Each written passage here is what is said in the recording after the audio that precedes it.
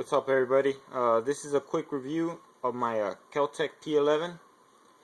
Now, I know I've talked about it in other videos briefly, but I guess I could make a quick review on it for everybody who's been wondering about it, or I don't know. I hadn't made a review on it, so I guess might as well do it. And I guess first, let me safety check, because lately this is my concealed carry gun, so there's a clip. Now it's safety checked. You can see it's empty or whatever. And basically this has been my carry gun lately. It's a pretty good gun. I bought it for $280. Yeah, I paid $280 for it. And it's been a great gun so far. No jams.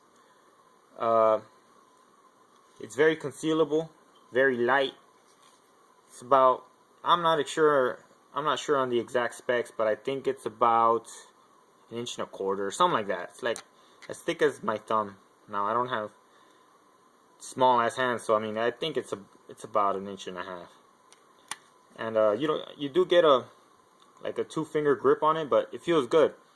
When I shoot it, it feels comfortable like that. A lot of people complain about this gun that it hurts you right here, like I previously said, but I shot 200 rounds through it, and it hasn't hurt me at all. You know, I have no bruising, no bleeding. Sure, you're not going to shoot this all day, but I mean, when you practice with it, to me it's no problem. If you're used to shooting big caliber guns, 44 mag, 45, 357, this ain't no problem, you know. I mean, yeah, it does kick a lot for a 9mm, but I mean, it's because it's so light. And the thing I like about it a lot is it's a really small gun, like I said, and it has a high capacity. 10+1. I carry gold dots in there. I don't know if you can see it, but I carry gold dots in that, and that's 10 in the clip, 1 in the chamber. So that's why it's a P11, I guess. And I also do have the Smith & Wesson Model 59 or 59 series, something like that, extended clip. So if you wanted to carry like this, it gives you the full grip. And I mean, that's not bad. I mean, even though it doesn't match, it's not black, it's not a blue clip, it's still a pretty good clip, you know. And you can still easily conceal this. And now it might not look pretty, but it'll get the job done. But I mean, 16 rounds in such a small gun, that's great.